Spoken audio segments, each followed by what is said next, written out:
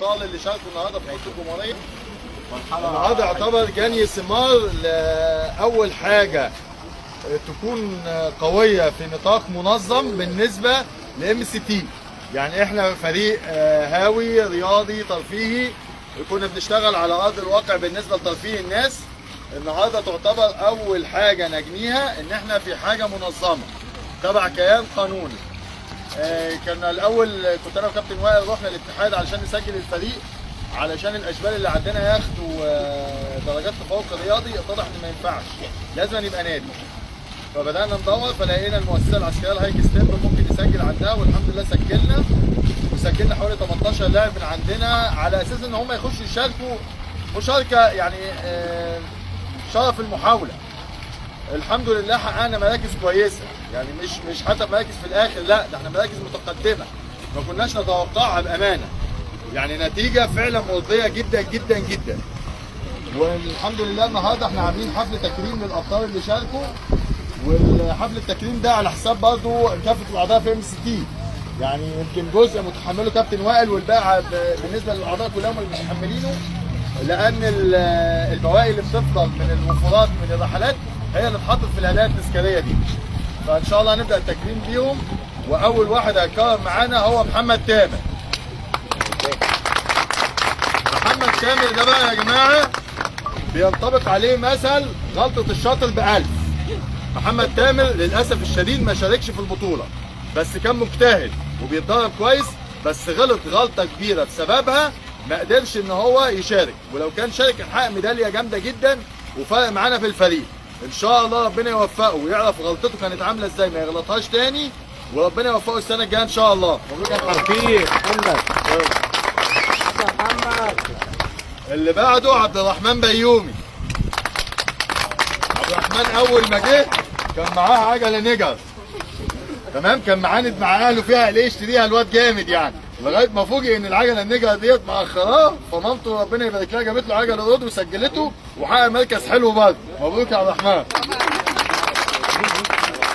محمد صابر لسه ما جاش عشان من السفر. ياسين ابراهيم. ياسين يمكن تاني او تالت مره يركب عجله رود، والحمد لله خلص السبق وما انسحبش، ودي كانت حاجه جامده جدا. مبروك يا ياسين. حمدي مدحت.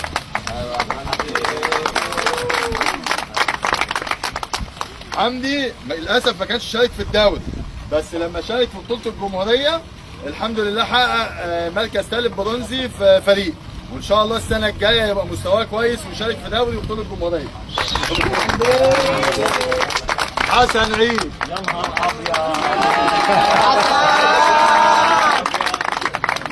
اول واحد شارك في بطوله الجمهوريه السنه اللي قبل اللي فاتت، وكان هو وسيف من الناس اللي شايله الفريق في كل حاجه، شيل حط حمل طلع نزل ودي هات.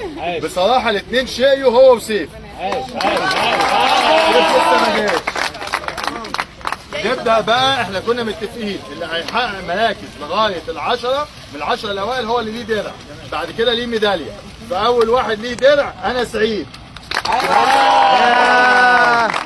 انس اول سنه يشارك، وبسم الله ما شاء الله حقق رابع جمهوريه، وربنا ييسر السنه الجايه ويحقق مستوى اعلى ويحقق ميداليه كمان. ولو كان قدرا معاهم واحد كمان كان ممكن يحقق برونزيه فريق، بس لا نصيب، هم شاركوا اثنين بس من عندهم الفريق. مبروك يا انس. يلا صوره بقى يا انس.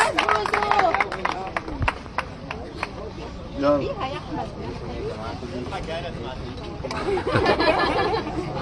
جيرة سعد. بطلة افريقيا وحاجه جامده جدا في الترايثلون، بس جت عليها فتره وقالت مش راكبه عجل تاني وزهقت، ولما شافت ام سي تي اتبسطت وقالت لا خلاص انا هلعب عجل تاني، واشتركت وسجلناها مع المؤسسه والحمد لله حققت مركز عاشر. مبروك يا جيرة.